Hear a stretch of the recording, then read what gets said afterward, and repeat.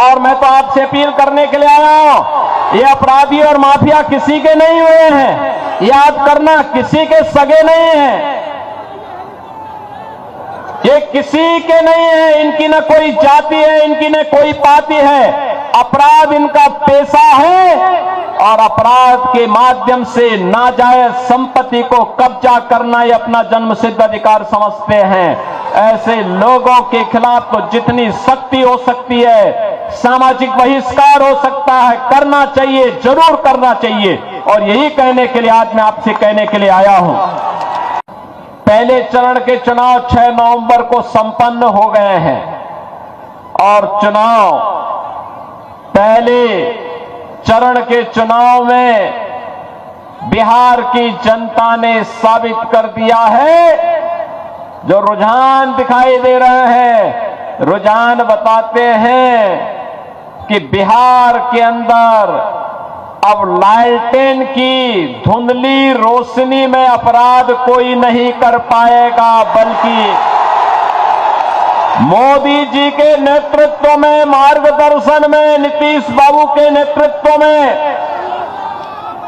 NDA सरकार की LED light में जगमगाता हुआ बिहार तय कर चुका है कि 14 नवंबर को जब परिणाम आएंगे तो फिर एक बार एनडीए सरकार, फिर एक बार एनडीए सरकार की शंखनाद अभी से सुनाई दे रही है।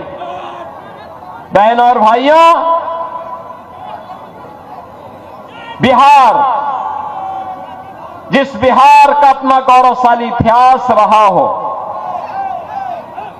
जिस बिहार ने नालंदा विश्वविद्यालय दिया हो, जो बिहार आर्यभट्ट और आचार्य चाणक्य जैसा महान आचार्य दिया हो, जिस बिहार ने महात्मा बुद्ध को ज्ञान प्रदान किया हो और जिस बिहार ने 24वें तीर्थंकर भगवान महावीर को जन्म दिया हो, आखिर वह बिहार किसके कारण साक्षरता में देश के अंदर सबसे पीछे हो गया? बहनों और भाइयों, इस पाप का दोषी कोई और नहीं, इस पाप का दोषी कांग्रेस और आरजेडी बराबर के दोषी हैं।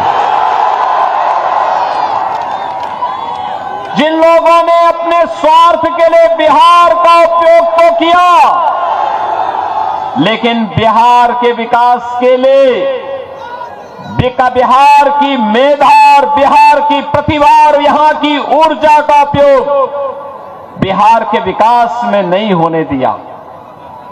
बिहार का नौजवान मेहनत करता था, उसकी मेधा और उसकी प्रतिभा का लोहा देश और दुनिया मानती है, लेकिन जब बिहार के विकास की बात आती तो कांग्रेस और आरजेडी के लोगों की दलाली इस नौजवान की मेधा को कुंद कर देती थी। हताश और निराश बिहार का प्रतिभा, यहां का नौजवान प्लान करने के लिए मजबूर हो गया था। पिछले 20 वर्ष में एनडीए की सरकार में, नीतीश बाबू के नेतृत्व में बिहार में सुशासन की आधारशिला सुदृढ़ हुई है।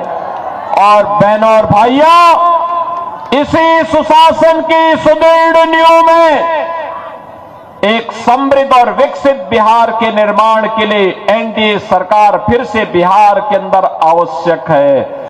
मोदी जी का नेतृत्व है तो विरासत भी है और विकास भी है। आप याद करिए, ये कांग्रेस के लोग क्या कहते थे कि राम तो हुए ही नहीं। आरजेडी के लोग खानदानी माफिया को बचाने के लिए और खानदानी माफिया को जिताने के लिए उसके दबाव में राम मंदिर की रथ यात्रा रोक देते हैं। इनका पार्टनर समाजवादी पार्टी उत्तर प्रदेश के अंदर राम भक्तों पर गोली चलाने का दुस्साहस चलाती करती है, लेकिन तब भी राम भक्त कहते थे रामलला हम आएंगे मंदिर, लाठी गोली खाएंगे मंदिर वहीं। और देखिए, मोदी जी के नेतृत्व में उत्तर प्रदेश में डबल इंजन की सरकार बनी। क्या एक कांग्रेस, आरजेडी या समाजवादी पार्टी भगवान राम के मंदिर के निर्माण को रोक पाई है क्या? आज अयोध्या में भगवान राम का मंदिर बन गया है ना, कोई संदेह है क्या? और देखो, अयोध्या में भगवान राम का मंदिर बना तो महर्षि वाल्मीकि जी के नाम पे इंटरनेशनल एयरपोर्ट भी अयोध्या में अब बन गया है।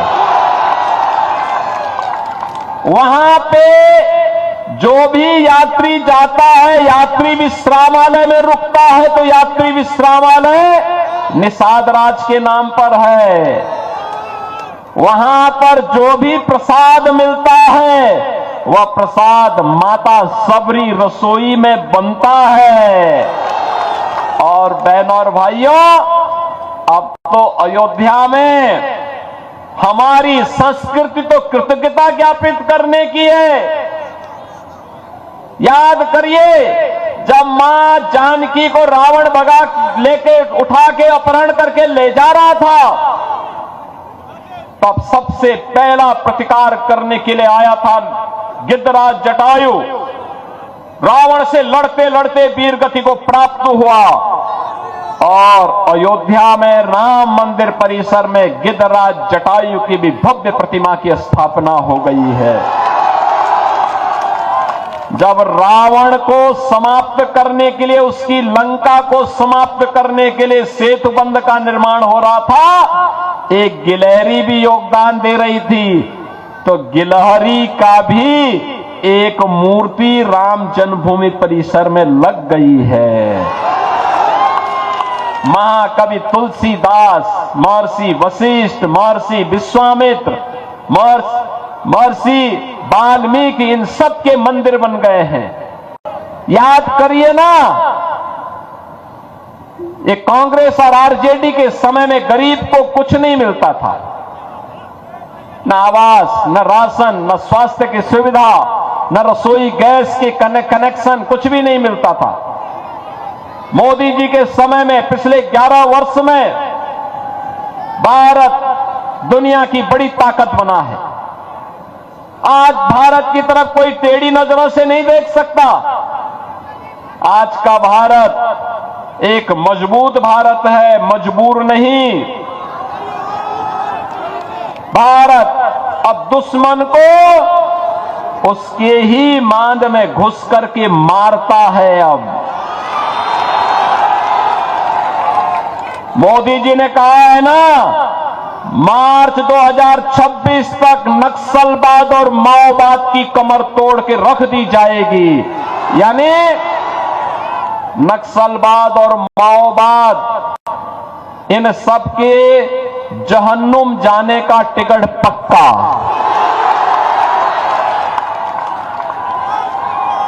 यमराज के घर की इनकी टिकट अब पक्की हो गई है कि इनको अब जाना ही है। जो भी भारत का विरोध करेगा, भारत की सुरक्षा में सेंध लगाएगा, तो मान के चलो कि यमराज ने उसके लिए बुलावा भेज दिया है।